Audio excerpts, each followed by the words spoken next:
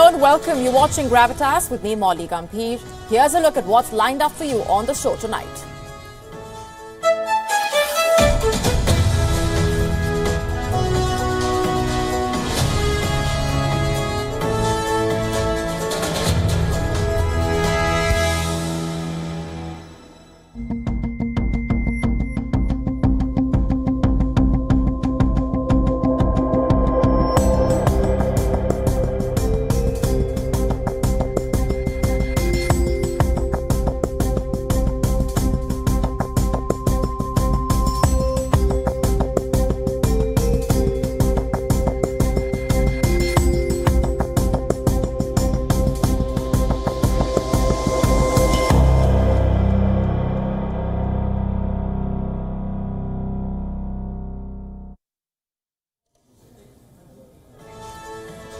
Our cover story tonight is about a term that has unfortunately become a part of dinner table conversations these days. It has been dominating global headlines over the last few weeks. The term is layoffs. Tech companies have fired thousands of employees. Tonight, we get to the faces behind these stories and numbers. The stories that have become horror stories and have been dominating discussions. Employees have been fired while on disability leave. Just one sample of what's been happening. And that is just one part of the story. The other part is the question mark over corporate social responsibility. Is your job safe? Is profit over people the mantra for companies around the world at this time? That is our top focus tonight. Also on the show for you, we tell you all about a Russian defector's explosive claims. A passenger punched the cabin crew on board a flight, spat on another cabin crew member. We tell you what happened. TikTok is at the center of a privacy debate all over again. We tell you why. Will ChatGPT play Cupid this Valentine's Day?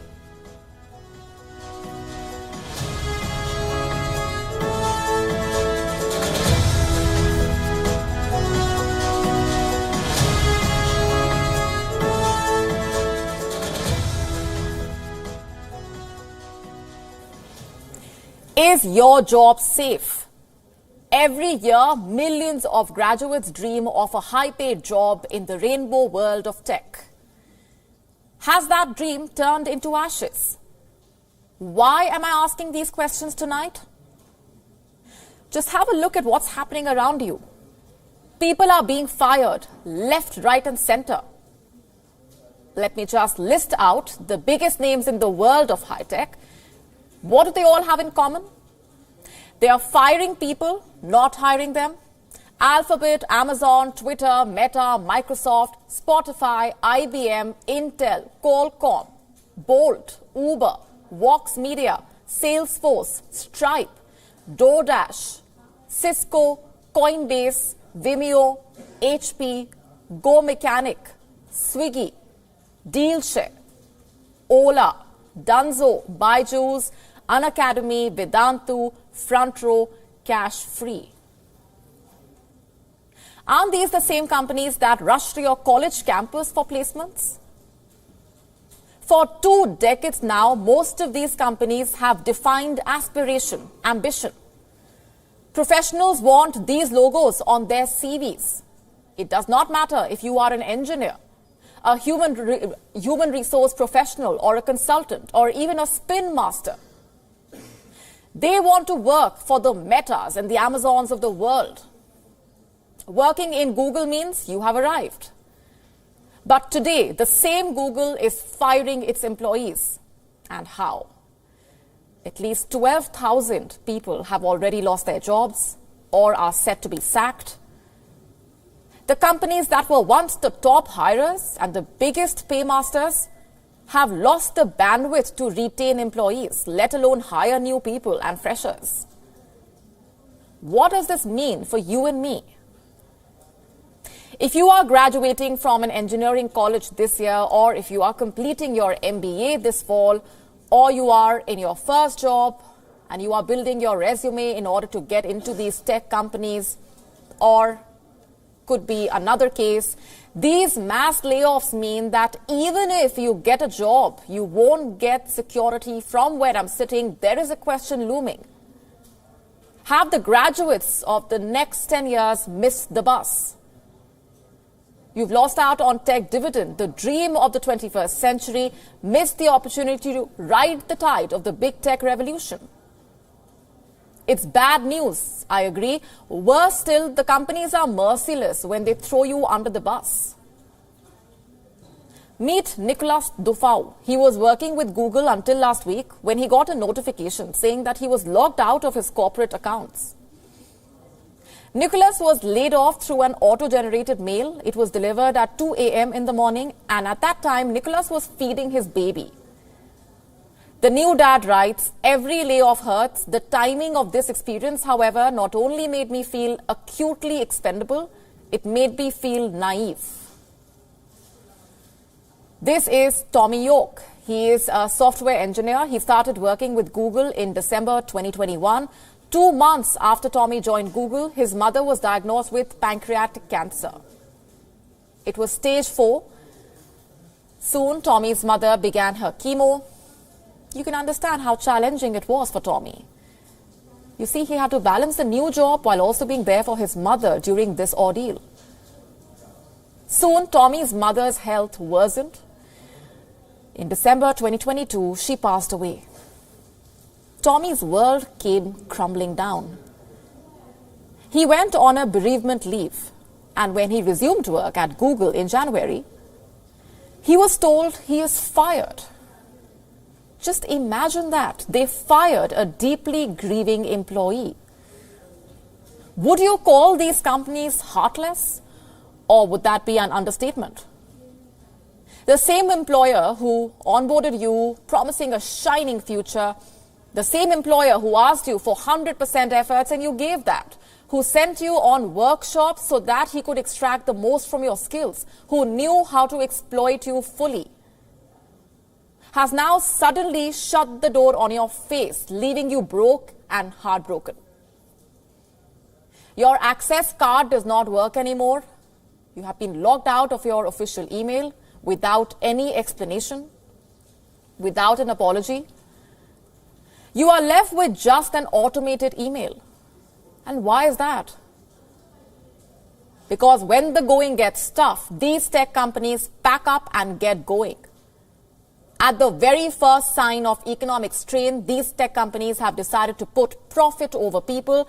Young, expecting mothers have been laid off. So have been those on disability leave. Where is the corporate social responsibility?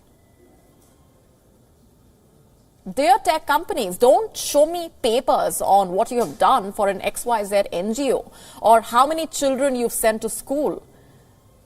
Tell me what you have done to ensure that your own employees don't face the cruel brunt of this economic downturn, that they have had no control over, by the way. Some of these employees have risked their lives to come to work for you when the pandemic was at its peak. And why is that? Just so that your company could continue churning cash. These employees have picked up work calls while on sick leaves and family holidays. Why? So that your CEOs could meet their targets and earn the extra billions. And now, after just a quarter or two of slow growth, you decide to sack these employees? How does that even work? I'll tell you what. Why not sack the top honchos on incredible salaries? Mark Zuckerbergs and Jeff Bezos and Satya Nadellas of the world, after all, they are the ones making decisions, calling the shots, aren't they? It is they who could not protect the companies from the risks inherent in any business cycle. It's they who have failed to recession-proof the company. It is they who did not have a plan to keep the ship sailing during an economic storm. Why punish those who only took orders? And what about you, the young professional watching us on a smart screen, hoping to stay on top of global news, wishing you can use some of these arguments in your next job interview? What about you? What should you do? Should you still dream of a stint in one of these companies? Currently, they cannot afford to hire you. But when the brighter days come, I hope you remember these stories. I hope you remember the tech mantra of putting profit over people. And I hope you make a sound judgment.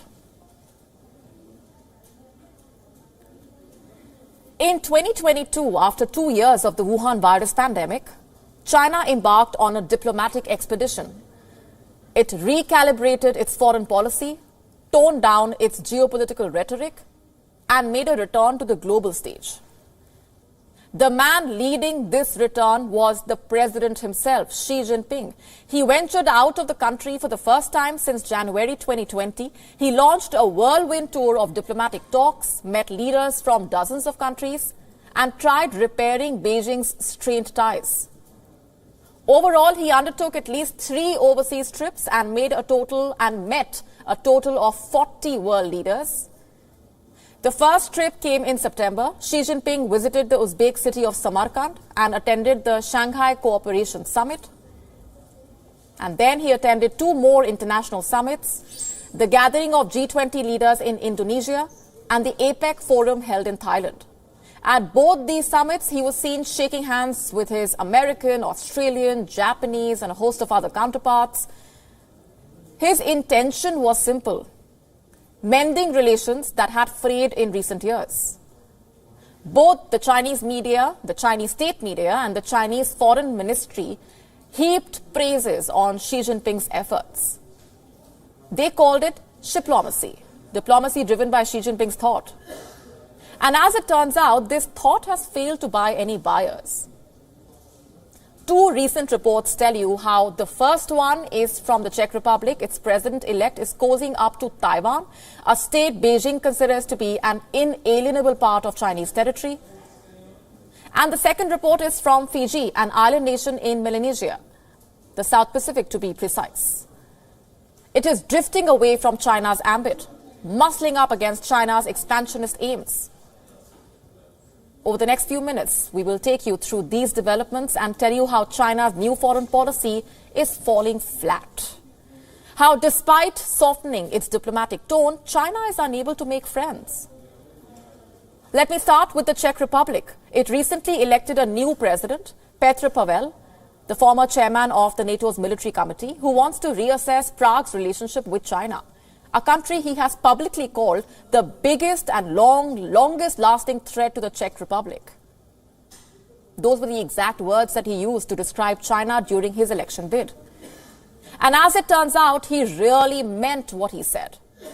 Because one of his first moves after winning the elections was dialing Tsai Ing-wen, the president of Taiwan. He held a 15-minute telephone conversation with her. This was a highly unusual move because last we checked, Taiwan and the Czech Republic do not have formal ties. And secondly, most countries avoid high-level public interactions with Taiwan in order to avoid provoking China, the world's second-largest economy. The president-elect did not care about any of this. Not only did he dial the Taiwanese president, but also discussed shared values of freedom, democracy, human rights. He confirmed this in a social media post. He said the 2 leaders have agreed to strengthen their partnership and also plan to meet in person in the future. And this is embarrassing to say the least. The question is, how is China perceiving this? With its usual bluster. Look at this headline. China is angered by this phone call. It says it could do irreparable damage to China-Czech relations. The Chinese Foreign Ministry has issued a detailed statement asking the Czech president to not cross any more red lines. The furious tone of the statement tells you just how upset Beijing really is. You have to listen to this. Czech President-elect Pavel disregarded China's attempts to dissuade him and our repeated representations and insisted on crossing China's red line, seriously interfering in China's internal affairs and hurting the feelings of the Chinese people. China expresses our strong dissatisfaction and firm opposition to this and has lodged solemn representations with the Czech side. Before he was elected, Pavel publicly stated that one China principle should be respected, but now he backtracks. Where is his credibility? China has once again urged relevant parties in the Czech Republic to earnestly abide by the political commitment of one China principle, take immediate and effective measures to eliminate the negative impact of this incident, and avoid irreversible losses to the relations between China and Czech Republic. Interestingly, this development comes just days after Beijing suffered another embarrassment. And this one came from Fiji. For the unversed, Fiji also got a new government recently. Sitveni Rabuka became the country's prime minister last month, marking the first change of guard in over 16 years. A change that started with some bad news for China. Have a look at this headline. Fiji has scrapped a policing agreement with China, an agreement that allowed that Chinese personnel can work in the country's police force. And this agreement was signed in 2011 to strengthen cooperation between the two sides. Under this agreement, Fijian police officers underwent training in China and Chinese officers were deployed to Fiji on attachment programs for 3 to 6 months.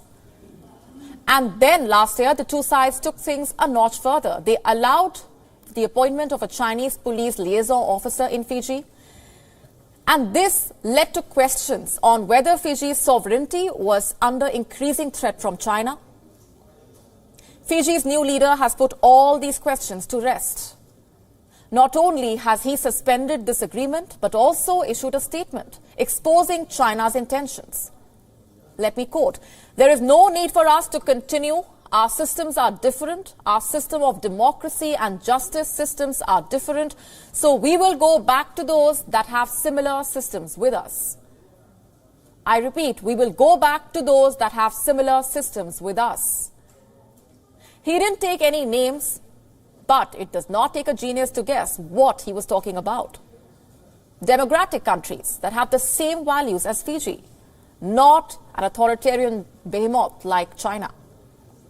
Now, here's the thing. In the last 2 weeks, two countries have dealt diplomatic blows to Beijing. This is in addition to Beijing's countless other diplomatic tussles, like the ongoing supply chain spat with Japan.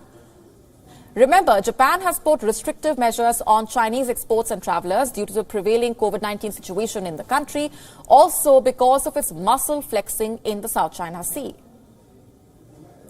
And then we have South Korea, another Chinese neighbor. Recently, Beijing stopped issuing visas to South Koreans because the government there blamed China for the spike in the COVID-19 infections.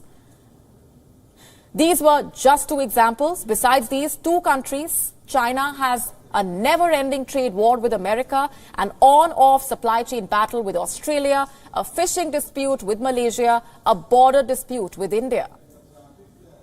And now it has two more countries up in arms against its predatory policies. What does all of this tell you? That diplomacy has failed. Xi Jinping's much-promoted return to the world stage, his attempts to reset ties with the world, his attempts to strike a conciliatory tone, they have all fallen flat. One by one, countries the world over are sensing China's intentions and calling it out for what it is. A predatory regime that does not strike friendships on the basis of mutual benefit, but on the basis of its hidden agendas to make the other a vassal state, a state it can thrive upon like a predator. And our next story is about Gautam Adani.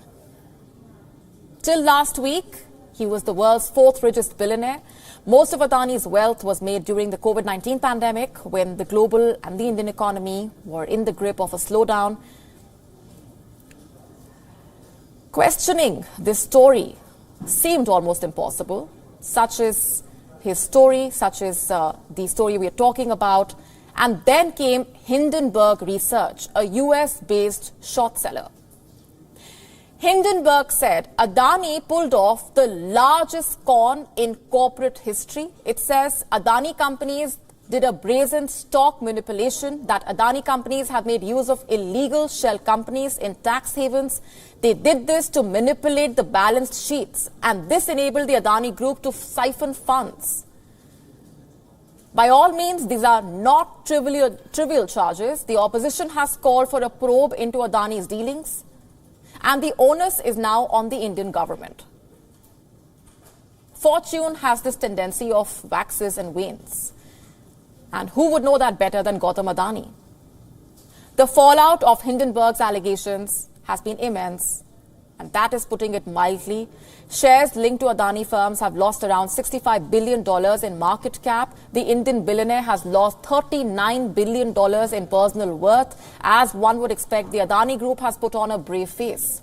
It has rejected all the charges. It has threatened to sue Hindenburg Research. I'm quoting, "The report is neither independent nor objective nor well-researched." Meanwhile, the Adani Group has said its $2.5 billion FPO has been fully subscribed. What is an FPO? It stands for Follow-on Public Offering. Listed companies float FPOs to diversify their equity shareholdings. Adani Group wants to use the proceeds to fund its projects and pay off some of the debt. Adani says that FPO sales show that investors still back the group. The fate of the FPO had come under a big question. Some of Adani's shares also clawed back on bourses in a glimmer of hope for the beleaguered tycoon. Despite the success of its FPO sales, one cannot help but notice the response of the investors in the past. Public offerings have been oversubscribed by multiple times. In the case of Adani, it has been oversubscribed by just 1.3 times. And what's more, retail investors have stayed away from Adani's FPO. Let's now take a look at the exposure of the Indian entities to Adani companies. Adani companies owe around $9.7 billion to Indian banks. Both public and private sector banks are part of the list. The debt accounts for 0.5% of overall loans by Indian banks. Global brokerage firm Jefferies saying Adani's debt exposure is within manageable limits. But that has not stopped the opposition from raising tough questions. The Congress party has questioned the silence of the RBI. Its spokesperson, Jairam Ramesh, has termed Adani's defense as nonsense. Adani claimed that Hindenburg's charges are an attack on India. And despite the success of its FPO and some of the Adani companies' shares bouncing back, one thing is certain: the dark clouds over the Adani empire are here to stay. The opposition seems to be in no mood to let them off the hook. The case of China's former real estate giant Evergrande Group also offering some comparisons. Evergrande survived years of short sellers' attacks, but it ultimately failed when Chinese regulators investigated the firm. Similarly, questions now remain on the Indian regulator, SEBI's next move.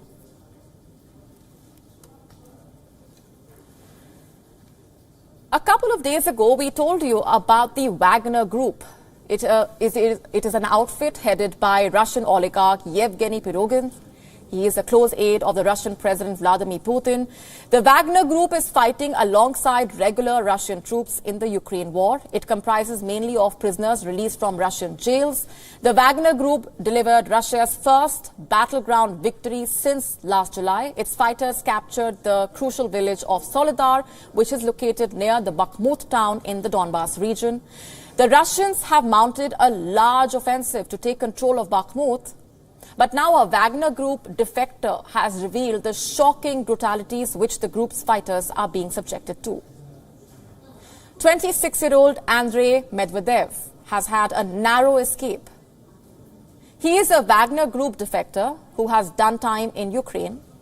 The former mercenary decided to abandon his position after witnessing some horrendous scenes. He is now in Norway, and this is what he told American broadcaster CNN. They would round up those who did not want to fight and shoot them in front of newcomers. They brought 2 prisoners who refused to go fight, and they shot them in front of everyone and buried them right in the trenches that were dug by the trainees.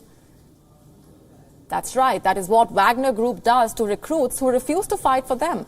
Medvedev is no ordinary defector. He reported directly to the Wagner's founders, Dmitry Utkin and Yevgeny Prigozhin. He calls Prigozhin a devil. The Russian defector says that Wagners' brutalities towards its fighters further emboldened him to leave.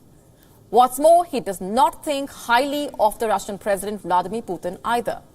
Sooner or later, the propaganda in Russia will stop working, the people will rise up, and all our leaders will be up for grabs, and a new leader will emerge. Meanwhile, Ukraine will not be getting any F-16 fighter jets. That's been confirmed by the American President Joe Biden. The Ukrainian leader Volodymyr Zelensky, remember, has been demanding fighter jets since last February. The demand has been reiterated during the ongoing battle for Bakhmut in Donbass. Make no mistake about this, Western fighter jets would be viewed as provocative by Russia, to say the least. So far, the US and the NATO have ceded to several big demands from Ukraine this month. The US agreed to supply Kiev with 31 Abrams tanks, in addition to 14 Leopard tanks, which would be supplied by Germany. The Pentagon also announced a $2.5 billion package comprising Stryker armored vehicles and more Bradley fighting vehicles. Last month, Germany agreed to supply air defense systems, although it has poured billions of dollars in security aid. Supplying fighter jets to Ukraine seems to be a red line that Biden is not willing to cross, at least for now.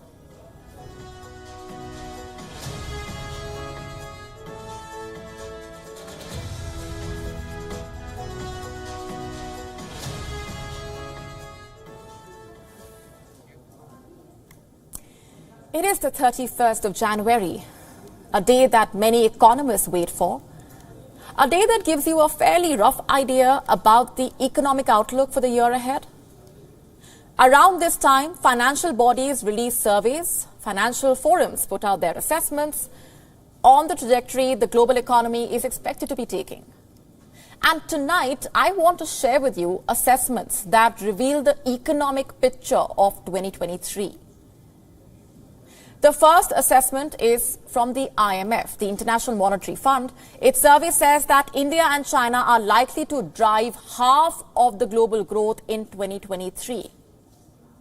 This will be in stark contrast to just a tenth of growth for the US and Europe combined.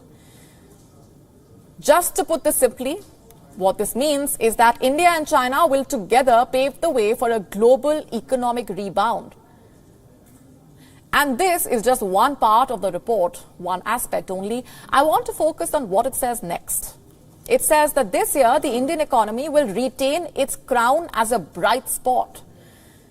It will remain the fastest growing economy in the world.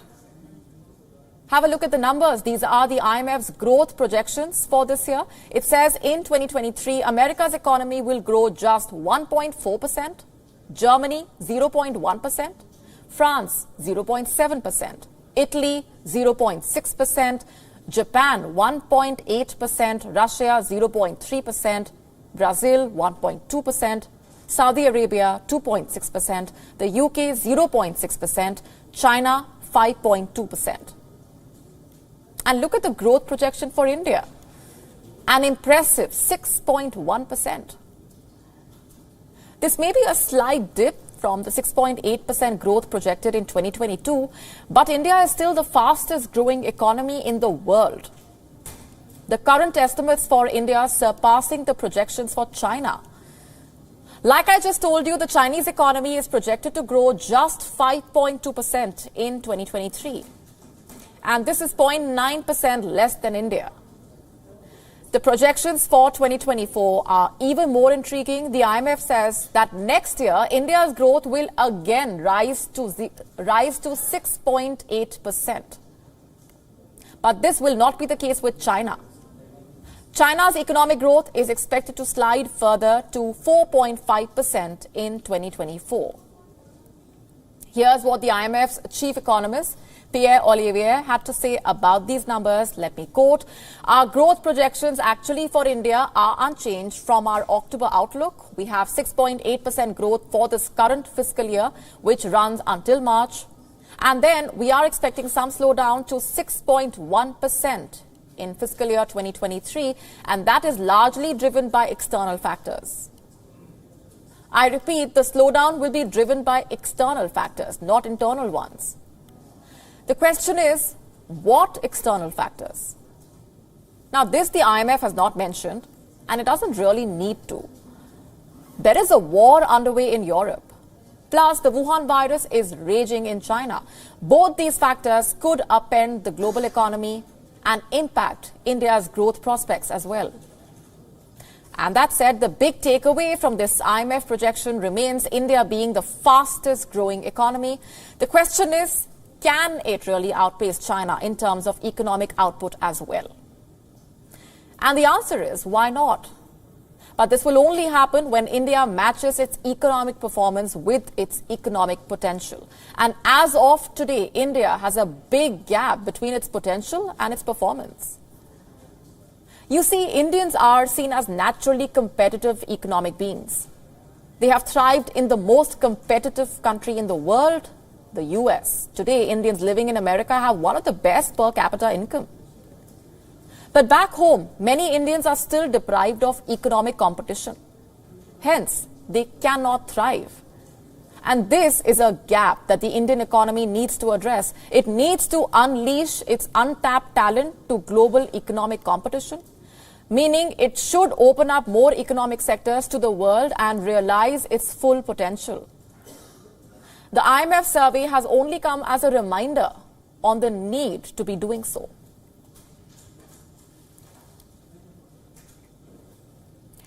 And here's another reminder that's needed. This one is for the UK. It needs to wake up and smell the coffee before it's too late. What I'm talking about is its economy. It's in bad shape. In fact, it will have the worst performance of all the G7 economies. It will sink even below Russia. Let me break it down for you. The International Monetary Fund has downgraded its UK forecast once again. And the picture looks grim. As per the latest update, the International Monetary Fund has predicted a contraction of 0.6% after it had earlier forecast slight growth. It now expects the UK economy to contract by 0.6% this year after 0.3% growth was predicted last October. In fact, the UK is the only advanced economy it has predicted will see a decline. The IMF said Britain's predicted GDP fall reflects tighter fiscal and monetary policies, and financial conditions are still high energy retail prices weighing on household budgets. You know why this stands out all the more? This puts the UK far behind counterparts in the G7, because this forecast means the UK economy will be lagging behind even Russia. Sanctions hit Russia. Remember when the Russia-Ukraine war started, how the West came out to slam Russia through condemnations, a series of statements laden with rhetoric followed by sanctions? Now, as per the latest prediction, the UK will be lagging behind sanctions hit Russia. In the UK, the sanctions topped £188 billion. Financial restrictions on the Kremlin banks and oligarchs have been tightened. But why is this even happening? According to some analysts, it's unclear what had really driven this downgrade. They say the UK could beat the estimate. Optimism at this point, though, is a scarce commodity in the UK. Inflation levels have been making headlines already. Inflation standing at more than 10%. The expectation of recession for the UK also comes at a time of public sector strikes over pay.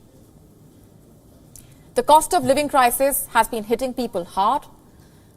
No wonder then that earlier Chancellor Jeremy Hunt, while delivering his first major speech in the post, had said that declinism about Britain was wrong in the past and it is wrong today.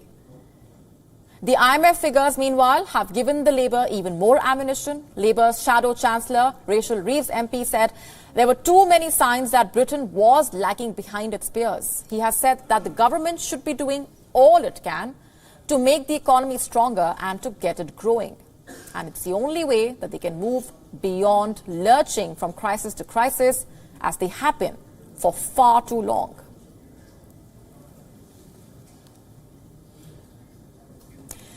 And after all that doom and gloom, it's now time for some comic relief, or dark humor, if you may.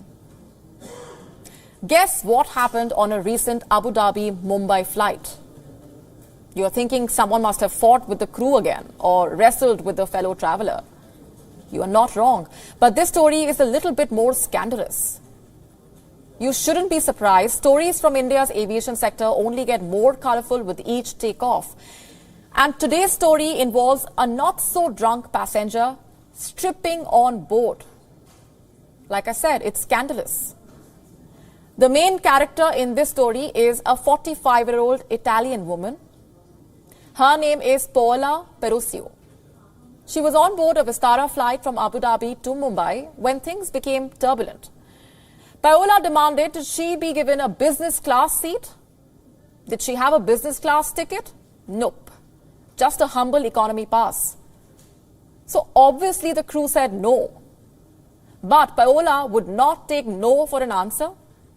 She insisted on settling for nothing but business class. And when she was stopped, Paola punched the crew member. She also allegedly spat on another crew member. But the turbulence did not end there. Soon Paola took off some of her clothes and decided to walk up and down the plane's aisle, partially nude. You must be thinking, who does that? Apparently people do, people like Paola. People like Shankar Mishra. Remember, the man in the P gate? He just got bail earlier today. Are you surprised? We are not. Mishra got drunk on a flight and then urinated on an old woman, a 70-year-old woman. He also very conveniently went missing when the story of his misdeed went viral. The cops somehow managed to nab him, but to what end? This filthy man, Shankar Mishra, is walking out on bail and against a bond of just 1 lakh rupees, which, let's face it, is just pocket change for him. He was, after all, in the leadership team of Wells Fargo. That's what happens, and that's how nothing happens when you misbehave on board an Indian flight. And that is why these stories keep resurfacing.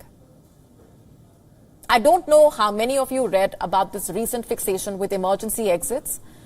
We all love to sit beside one. There is more leg space after all. More often than not, no one is seated next to you. So emergency exit seats are fun. But there are some who have recently decided to take the fun a notch up. How exactly? By opening the emergency exit. Recently, a passenger flying from Nagpur to Mumbai tried to remove the cover of the emergency exit. The plane was mid-air. Was the passenger suicidal? Not just in the mood for some maybe just in the mood for some thrill, perhaps? He wasn't the first to try this stunt. Believe it or not, the trend was set by an Indian legislator. A couple of weeks ago, a member of the Indian Parliament, Tejasvi Surya, was travelling from Chennai. He was assigned an emergency row seat. The crew briefed him on how to open the door during and only in the case of an emergency. But why wait for an emergency when you can trigger one? Guess what this MP did? He opened the emergency exit. The plane was still on ground. People were boarding, and then everything had to come to a standstill. Passengers were asked to get off the plane. The door was reinstalled. The safety checks had to be carried out all over again before the passengers were onboarded again, and the plane could finally take off for its destination. Guess when it landed? At least 2 hours past its scheduled time. So much for the fun, right? Stories like these have unfortunately become a daily affair. Almost every day you wake up to a notification of another turbulent flight, another unruly passenger. Let me now show you what happened on a recent SpiceJet flight. क्या बोला मैंने उसे? क्या बोला? क्या बोला मैंने? मुझसे बोला मैं। बैठो मेरा बैठो। आप मेरे बच्ची के बराबर है। She's crying, literally crying. Hindi में बात करो।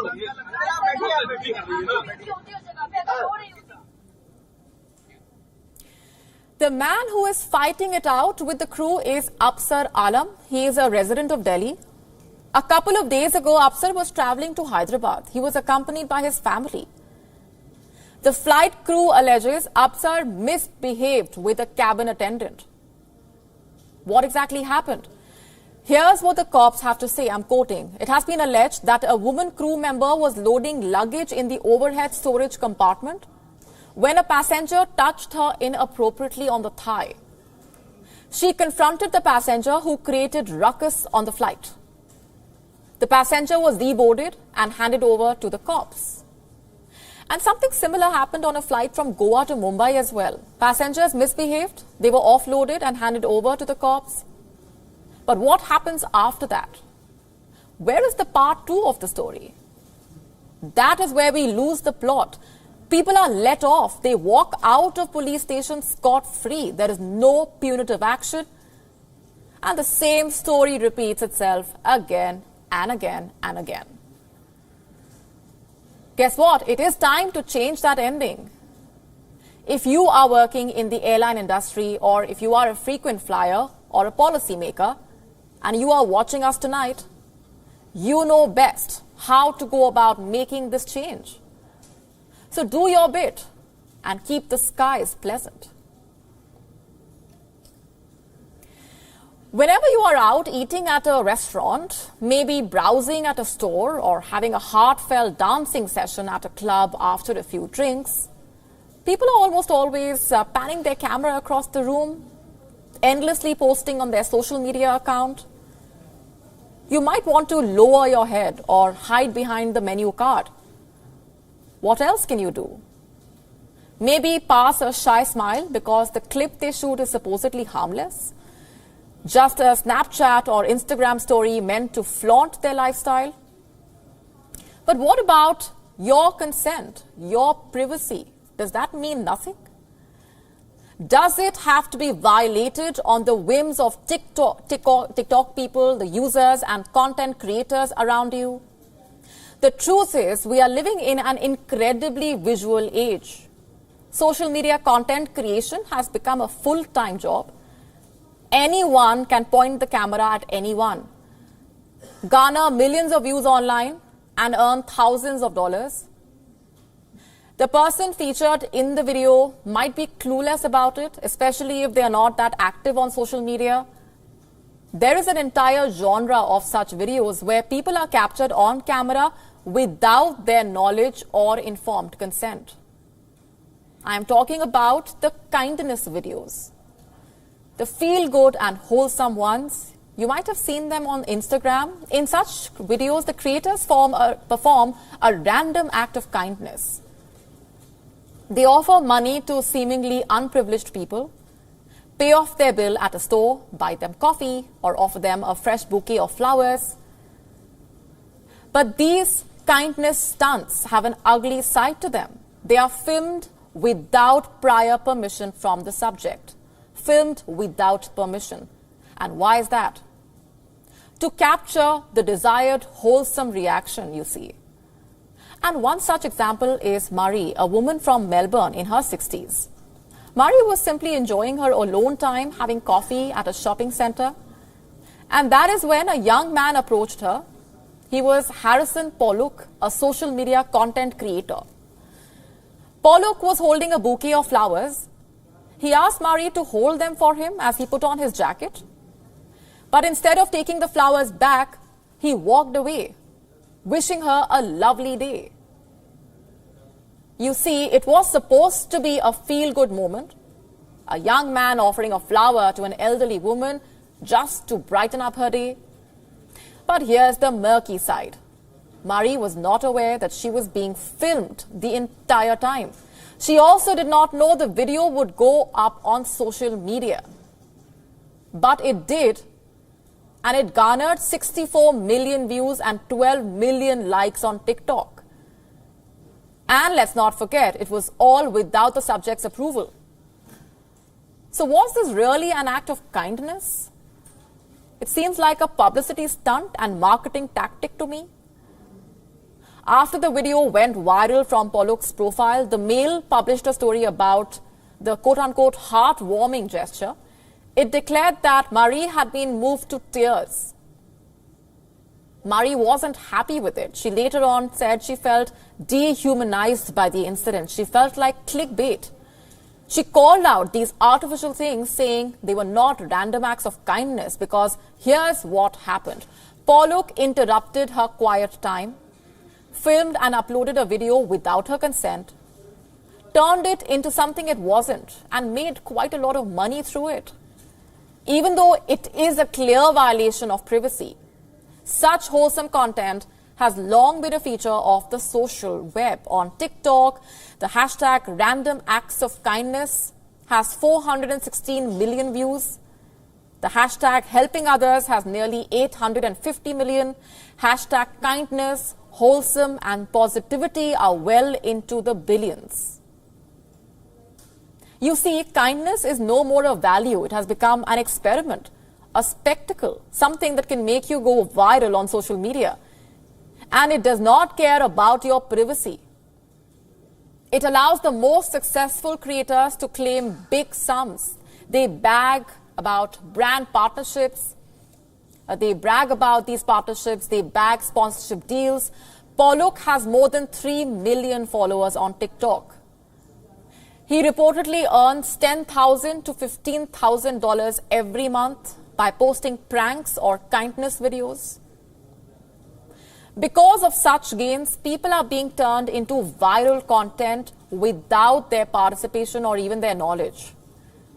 And Marie was just one example. In the recent years, stories about people unwittingly going viral on social media have become common.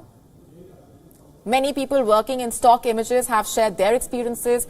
Their work was turned into memes without their permission. Do you know about Hide the Pain Harold meme?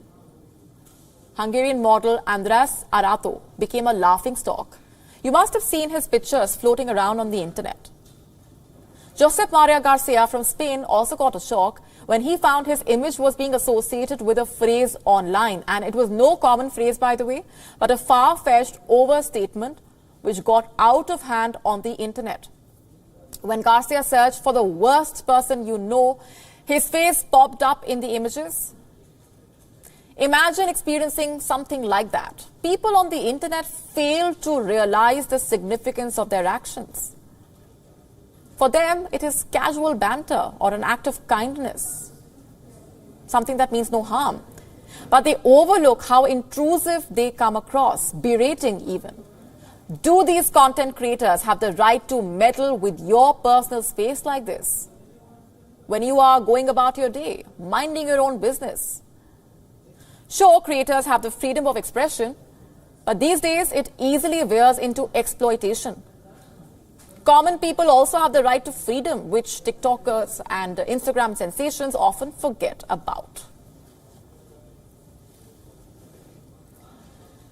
Let's talk about ChatGPT now. It has already taken over the digital world. Ever since it was launched, everyone knew that the AI-based response generating bot would revolutionize the education system.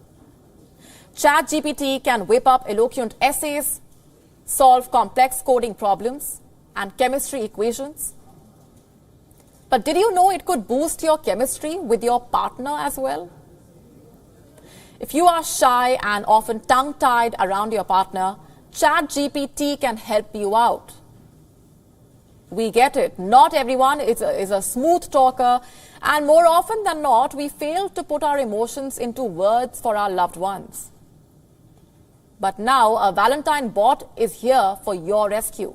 The online card retailer Moonpig is exploring integrating ChatGPT into its systems. It would help the customers generate a personalized message or even a poem for their partner. Look at these examples. These Valentine's Day cards were generated by the AI bot.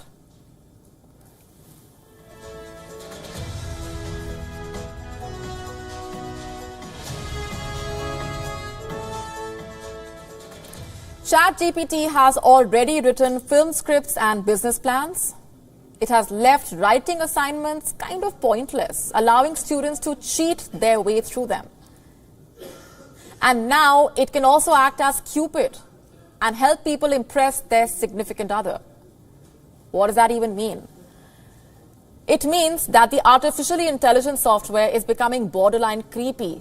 And not just that, it also highlights people's increasing reliance on AI programs. Should we really be banking on such a software this much? That too on sensitive and heartfelt affairs. You see, there is a trend here. We disclose our private and detailed information on the internet, whether it's in the form of social media posts, Amazon wish lists, or simply your browsing history. This information is widely available to bots online, and it seems that people have made their peace with it. We are already dependent on delivery of goods and services by AI-controlled systems. In fact, whenever we call a customer service agent or a customer service helpline, we are often greeted by a bot instead of a fellow human being. A bot which, frustratingly enough, does not really understand our issues, our inquiries. We also expect to have self-driving cars, robotic households, robotic workers of all kinds in the near future. And now, artificial intelligence is on the threshold of entering our love lives. There were days when people would write letters to their lovers, send them in mail and wait for weeks for that response. It was then replaced by chatting and messaging. And now we are stepping towards completely automating our expression. You simply feed in a few keywords, and a bot will be writing out loving words which you read out to your partner. A bot who or which does not really know a single thing about human emotions. So what is the next step? Perhaps dating a bot itself. Does that sound far-fetched? You might disagree with me, but answer this honestly. Have you never had a heart-to-heart with Siri on your iPhone? A survey of 12,000 users of the digital app Assistant.ai showed some interesting data. Nearly half the app's users claimed that they could fall in love with the virtual assistant on their mobile phones. In fact, one infatuated iPhone user even composed a love song with Siri. Does it remind you of Spike Jonze's masterpiece, Her?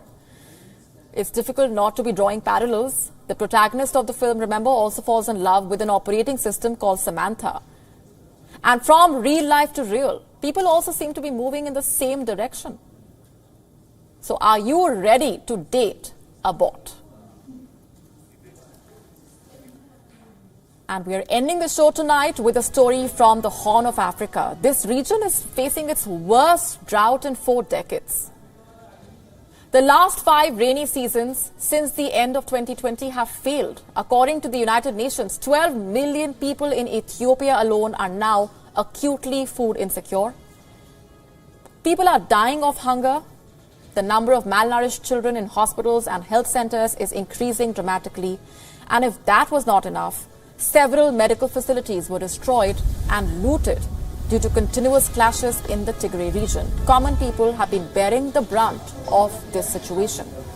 Millions have been left vulnerable and exposed to malnutrition with a crumbling health infrastructure. We're leaving you with these harrowing images. Thanks for watching.